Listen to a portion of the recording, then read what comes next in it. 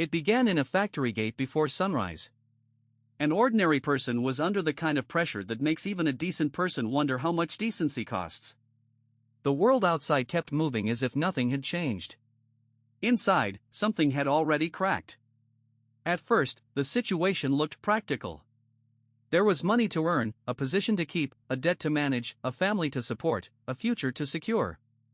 People like to say character matters, but character is easiest to praise when the rent is already paid.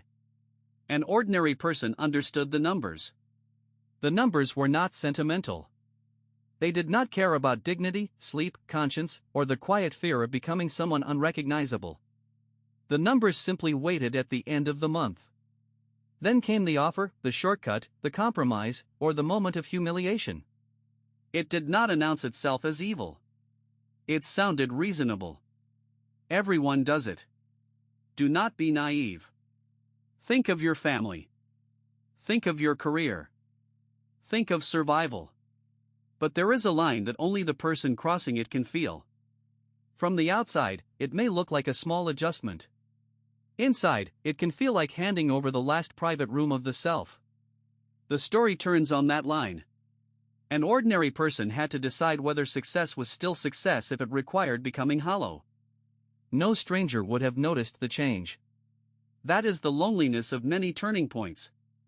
From the outside, life seems to continue. From the inside, a person is already choosing between bitterness and grace. Today, the same pressure appears in different clothes. It may be a target number, a mortgage payment, a visa deadline, a medical bill, a performance review, or the quiet terror of being replaced by someone younger and cheaper. The story does not pretend money is unimportant. Money is rent, medicine, food, heat, school fees, and dignity. But it also asks what happens when survival keeps asking for pieces of a person's soul. A society that praises winners too loudly can forget to ask what people had to give up in order to look successful. This is why the story does not feel old, even if the setting may belong to another time.